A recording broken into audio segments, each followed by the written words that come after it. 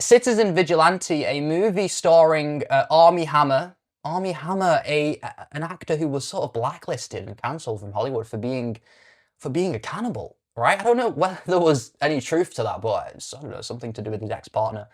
I'm not that clued up with Armie Hammer himself. I know he was in movies like The Social Network, Call Me by Your Name with Timothée Chalamet, and then now Citizen Vigilante, right? So he has sort of a break from Hollywood, hiatus from Hollywood, and now he's back on our screens. Not really, yeah, on our screens, not in the theatre. This is a movie that went straight to video on demand. It's a B movie, with all due respect. That's what it is. It's sort of a home movie, but you know, the movie doesn't really matter. What even is the movie? The movie is literally made by the far right for the far right, right? That's what it is.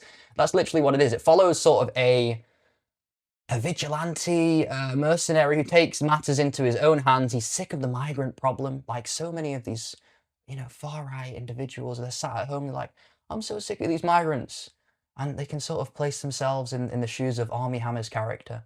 And what he does is he gets up, and he's sort of an affluent, rich guy. So not like any of the far right in this country, not affluent nor rich in this country, but that's how he's portrayed: affluent, rich guy, white guy.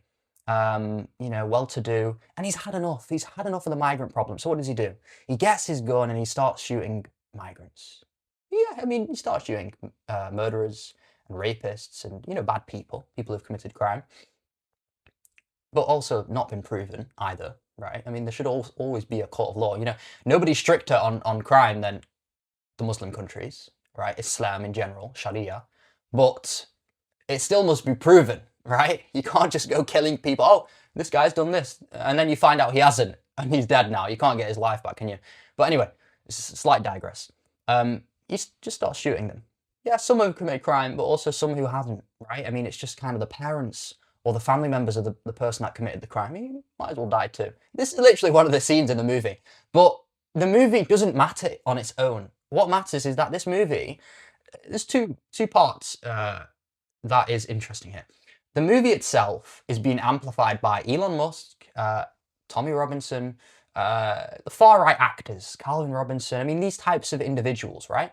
And they are pushing and amplifying this movie and making it a bigger deal than it actually should be, because it is a video-on-demand movie, right? It's a movie that, I mean, I don't even think it has 10% Rotten Tomatoes. It's not a good movie, but it's getting a lot of buzz, right? Because of Elon Musk, because of Twitter, because of all of this.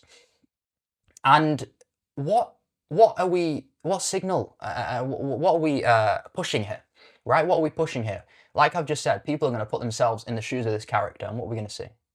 Are we going to see another Christchurch shooting like we saw in New Zealand? Are we going to see another shooting like we saw in San Diego, at the masjid there, the mosque there, right? Because this is what happens. Even kids will put themselves in the shoes of this character. Oh my goodness, we have to save our country from white genocide, or whatever you want to call it. And by the way, we've discussed immigration on the channel before. We've discussed even fake immigration statistics, which I'm going to get into in just a few minutes. But the reality here, right, is that, if immigration is a problem, what are we going to do? We're going to start killing people? Immigration is a problem, right? We can all admit that. It's probably the biggest, I would argue, perhaps the biggest issue in the UK. If you were to poll people, I think they have polled people, and it's come up as immigration being the single largest issue. And also the economy, but immigration, right? So we can discuss that, no problem. It's coming down. But these statistics that are being thrown around, and I've saw statistics being attached to this very movie. Oh, there's a statistic with Albanians way up here, and Afghans here, and white British nationals all the way down here. But these people, they don't really think, they can't, they just look at the statistics at face value. I'm sorry to say they're very low IQ, very uneducated people. We've discussed this on the show before. But, they take these statistics at face value. They don't look at things like age, right?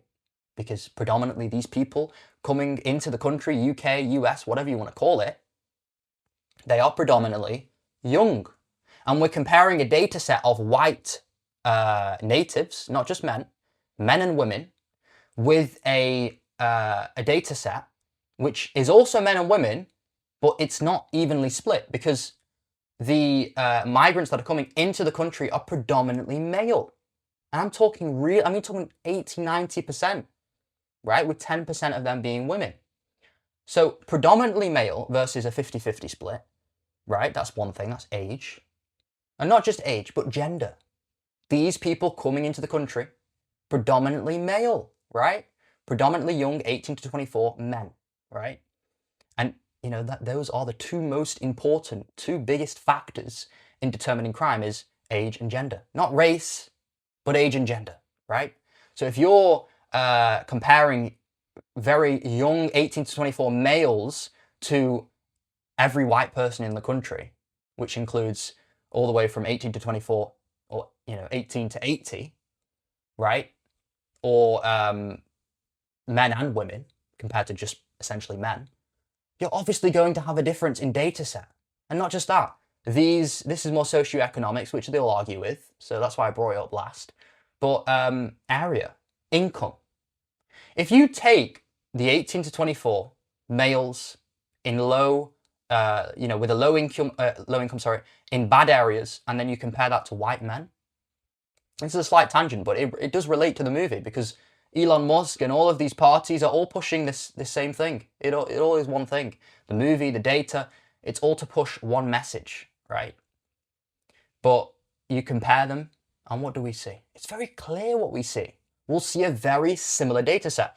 And the Afghans, the Albanians, the Eritreans, which we discussed last time, even the Pakistanis and the Arabs and anyone else, there might be a slight difference. But that's life. Of course there's going to be a slight difference, right? Especially when who are coming off the boats? Iranians, Afghanis, and Iraqis. All countries that are fleeing war zones. I'm not making up excuses. We can have that conversation if there is a slight difference. But the reality is it's being made as if there's a massive difference.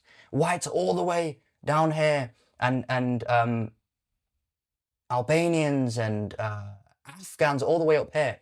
The reality is that it's not that. You can't take these things at face value. They're being pushed for a reason, division, very clear. But the far right, they do not think like this. They do not think like this, right? They don't think like every other. I mean, most people in this country are reasonable. Like we've discussed on the show before, even just a couple episodes ago. These individuals, they don't really exist in real life, right? They're very sort of emboldened, confident on social media when they comment and such, but in real life, they're non-existent. If that. But, slight tangent, but I just saw a data set, it really infuriated me. Oh, this and that. You're not assessing age, right? The difference in age between these data sets. You're not assessing gender or area, income. Those four things must be cleared up before we have a look at data, right? Let's just get that right. But the movie itself, complete slop, right? I mean, just a bad movie in general. The director of it hiring an Israeli actress, previous movie being Auschwitz, the concentration camp movie. We know where this guy gets his money, right? And he's German, by the way. It's not coming from Germany. We know where he's getting his money. But yeah, interesting movie, but what message is this sending? What, we're going to just all sort of arm up ourselves and start shooting migrants? Oh my goodness. Who would have thought we would be saying these very words in 2026? And the reality is that they'll defend this. You do you, right? You do you. But we don't want a Christchurch massacre. We do not want what we had in San Diego, which was horrifying. Even if there was only a few people, and to even say that, to minimize it, but even if there were only a few people that died, those are still lives that we will never get back. Just like we see in Gaza, Lebanon, Sudan. It's the same thing, right? But nevertheless, it's good to speak about these things, I guess.